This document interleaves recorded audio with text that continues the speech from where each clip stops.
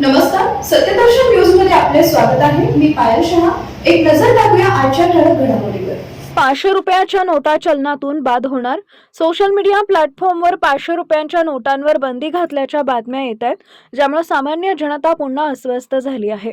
अशा परिस्थितीत सरकारने या वृत्तावर आपली भूमिका स्पष्ट केली आहे. प्रेस इन्फॉर्मेशन ब्युरोच्या युनिटनं सोशल मीडियावर पसरत असलेल्या दाव्यांचं खंडन केलं आहे की केंद्र सरकार 500 रुपयांच्या नोटांवर बंदी घालण्याची योजना आखत आहे. ही माहिती बनावट असल्याचं म्हटलंय. सरकारी धोरणे आणि निर्णयांशी संबंधित अचूक माहितीसाठी लोकांनी केवळ अधिकृत स्रोतांवर अवलंबून राहण्याचं आवाहन पत्र सूचना कार्यालयानं केलं आहे.